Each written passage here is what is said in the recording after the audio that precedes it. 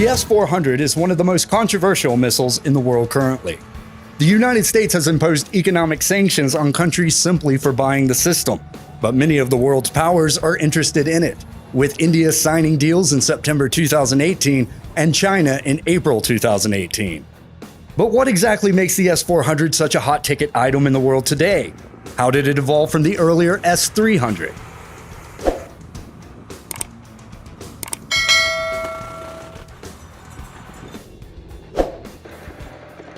The S400 began development in the 1960s as a follow-up to a multitude of prior surface-to-air missile, or SAM, systems. The primary missile it planned to replace is the S-75 SA-2 missile system, which was famously used against the U-2 spy plane and deployed in Cuba and Vietnam. The missile underwent testing in the 1970s and entered service in 1978. The primary improvement of the S400 compared to earlier systems would be the ability to multi-channel, to utilize multiple guidance beams to guide missiles to different targets simultaneously. The earlier S-25 system was also multi-channel, but it was extremely heavy and only deployed in stationary mounts. The American SAM-D, which would become the MIM-104 Patriot, was the first American land-based SAM with multi-channel technology. It entered service 3 years later in 1981. The main customer for the new missile was the Soviet PVO, or Air Defenses Forces. They adopted the first version of the S400, the S400 PT. All P missiles were meant to be for the PVO. The S400 PT involved a towable TEL, transporter erector launcher, and towable radar that relied on heavy trucks to reposition. The set also included a fire control system. This was good enough for relatively stationary PVO duties, but was not an ideal solution. The Soviet military looked at SAM usage in Vietnam and the Middle East and determined quicker repositioning was the key to maximizing the effectiveness of SAMs. The 300 PT took more than an hour to set up and became operational due to the towed nature of the launchers and radar. This was seen as an area that needed improvement.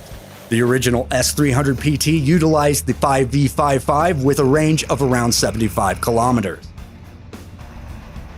As a result, the S400 came into the form that it is now known for, mounted on the heavy MAZ 7910 truck, though variants have been mounted on newer trucks as well as in articulated platforms. The TEL, radar, and fire control system were all mounted on these trucks. Additional support equipment, such as that to rectify differences between the radar and launcher height, were mounted on lighter trucks. The complete system, now known as S400 PS, entered service in 1982. The slightly modified version for export is known as the S400 PMU. The PS utilized the longer 5V55R missile with a range of around 90 kilometers. While the S400P in both forms was under development, the S400F for the Navy and the S400V for the Army were also in development. The S400V was developed specifically to counter tactical ballistic missiles like the Lance and Pershing, in addition to air threats. One key feature of the S400V system is that it has two TEL variants, a TEL with 4 shorter-range 75-kilometer 9M83 missiles and a TEL with 2 longer-range 100-kilometer 9M82 missiles. The TEL, radar, and command post sets for the S400V are mounted on a tracked chassis, the same as the 2S7 artillery piece, for better off-road mobility in contrast to the S400PS. The S400V was accepted into service in 1985. Further development happened with both the V and P variants of the S400. The S400 PM series of missiles was born out of the desire to integrate the V's functionality of intercepting ballistic missiles into the P series of missiles. Export versions of the S400 PM are called the S400 PMU. And one can track the more recent evolution of the S400 in the listed capabilities of these missiles, leading up to the S400.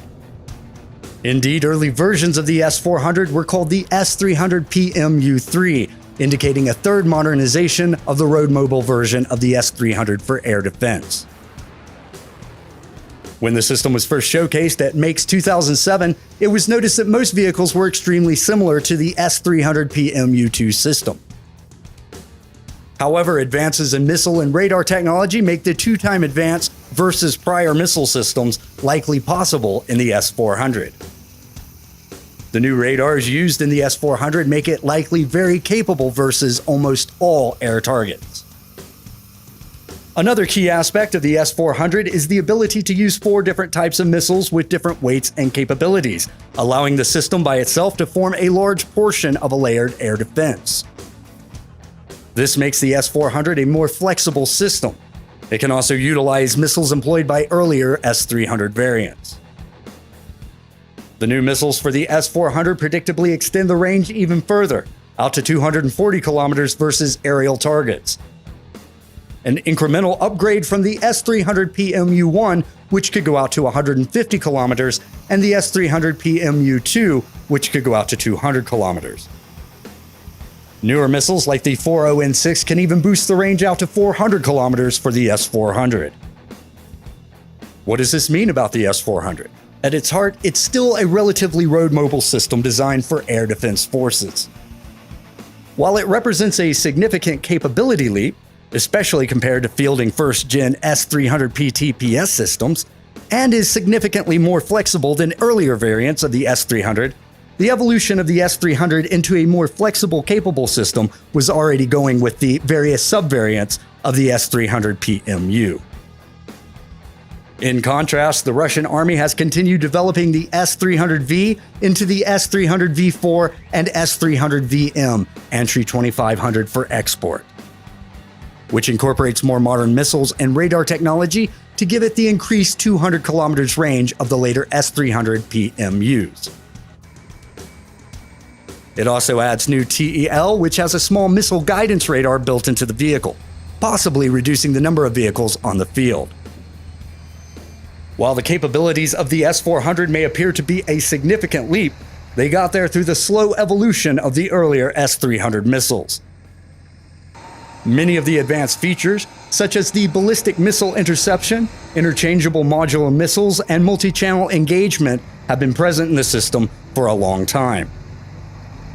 And the S400 just builds upon the existing strengths of the S300 to make it an even more deadly threat.